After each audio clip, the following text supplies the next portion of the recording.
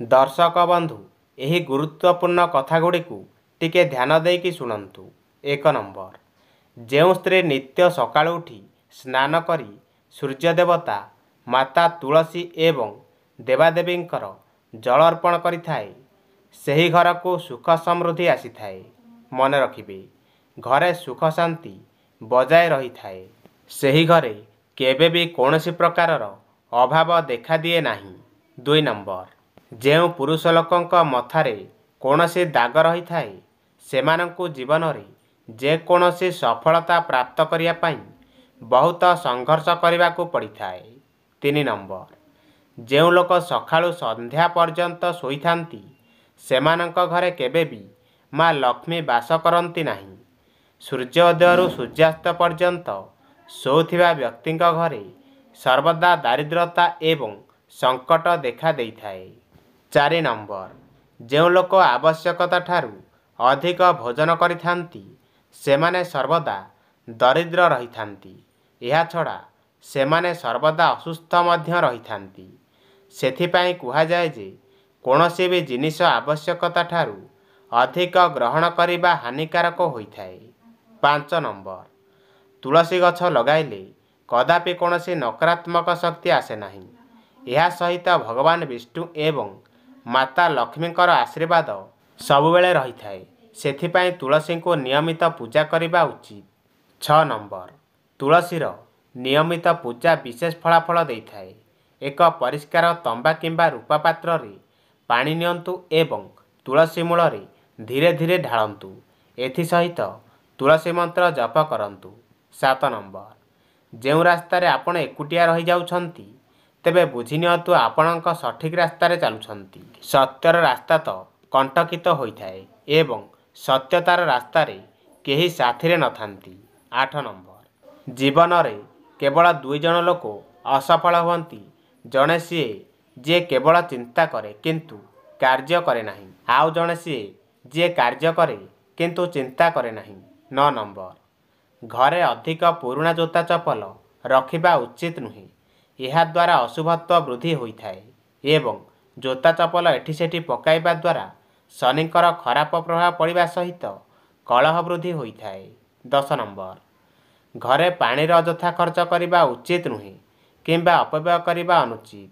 ଏହାଦ୍ୱାରା ଚନ୍ଦ୍ରଙ୍କର ଖରାପ ପ୍ରଭାବିତ ପଡ଼ିଥାଏ ଏବଂ ମାନସିକ ଅଶାନ୍ତି ଦେଖାଦେବା ସହିତ ଅଯଥା ଖର୍ଚ୍ଚ ବୃଦ୍ଧି ହୋଇଥାଏ।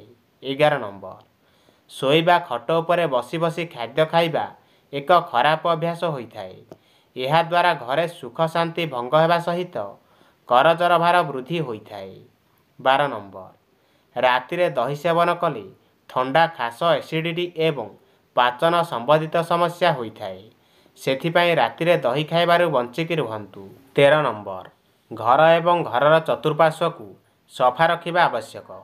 ଚାଣକ୍ୟ ତାଙ୍କ ନୀତିରେ କହିଛନ୍ତି, ଯେଉଁ ଲୋକ ଏପରି ନ କରେ ତାଙ୍କ ଉପରେ ମା ଲକ୍ଷ୍ମୀ କ୍ରୋଧିତ ହୋଇଥାନ୍ତି।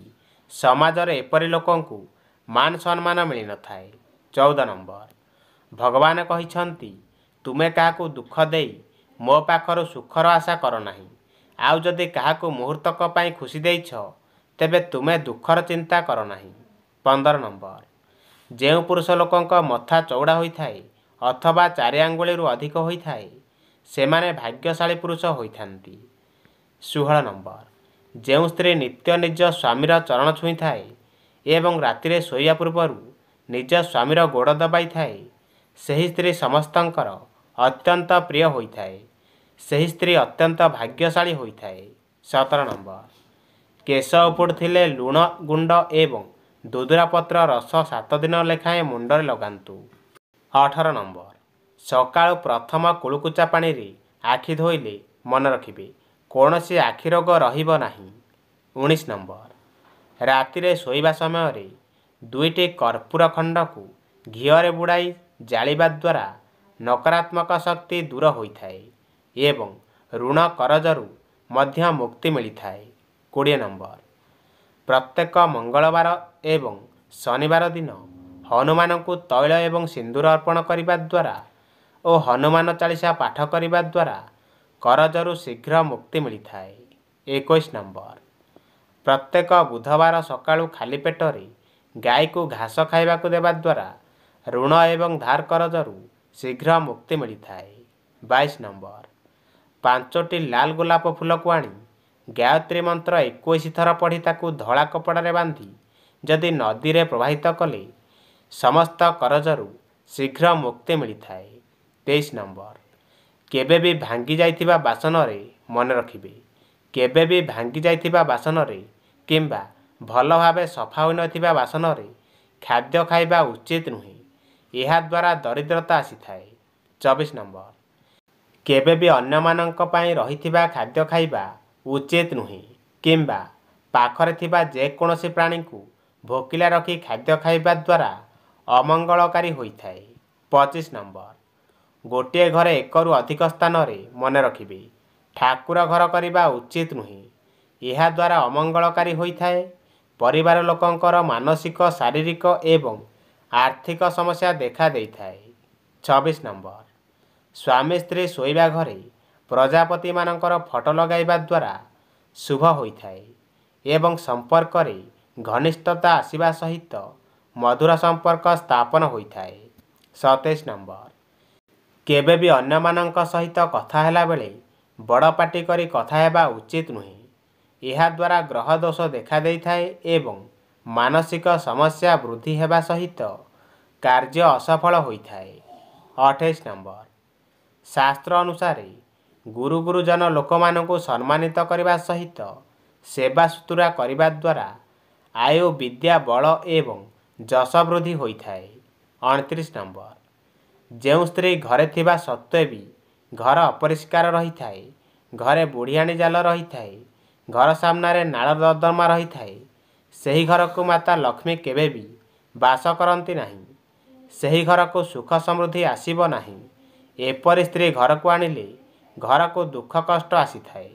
ଯେଉଁ ସ୍ତ୍ରୀ ନିତ୍ୟ ରଙ୍ଗୋଲି କରି ଦେବାଦେବୀଙ୍କୁ ଆହ୍ୱାନ କରିଥାଏ ସେହି ସ୍ତ୍ରୀ ଅତ୍ୟନ୍ତ ସୌଭାଗ୍ୟଶାଳୀ ହୋଇଥାନ୍ତି। 30 ନମ୍ବର, ଦର୍ଶକ ବନ୍ଧୁ, ତକିଆ ତଳେ କିଛି ପାନ ମଧୁରୀ ରଖି ଶୋଇବା ଦ୍ୱାରା ରାହୁ ଦୋଷ ଦୂର ହୋଇଥାଏ ଏବଂ ମାନସିକ ସମସ୍ୟା ଦୂର ହେବା ସହିତ ଖରାପ ସ୍ୱପ୍ନ ଆସିନଥାଏ। 31 ନମ୍ବର, କିଛି ରସୁଣ ପାଖୁଡ଼ା ତକିଆ ତଳେ ରଖି ଶୋଇବା ଦ୍ୱାରା ମଙ୍ଗଳକାରୀ ହୋଇଥାଏ ଏବଂ ଭଲ ନିଦ ଆସିବା ସହିତ ସକାରାତ୍ମକ ଶକ୍ତି ବୃଦ୍ଧି ପାଇଥାଏ। 32 ନମ୍ବର, ଶୁକ୍ରବାର ଦିନ ଗୁପ୍ତ ଅଙ୍ଗରେ ଦହି ଲଗାଇ ସ୍ନାନ କରିବା ଦ୍ୱାରା ଗୁପ୍ତ ରୋଗ ଭଲ ହେବା ସହିତ ସୁଖ ଏବଂ ବୈଭବ ପ୍ରାପ୍ତ ହୋଇଥାଏ। ଦର୍ଶକ ବନ୍ଧୁ, ଯଦି ଏ ଭିଡ଼ିଓ ମାଧ୍ୟମରେ କିଛି ବି ଶିଖିବାକୁ ପାଇଛନ୍ତି ତାହେଲେ ଚ୍ୟାନେଲକୁ ଗୋଟେ ଲାଇକ୍ କରିଦିଅନ୍ତୁ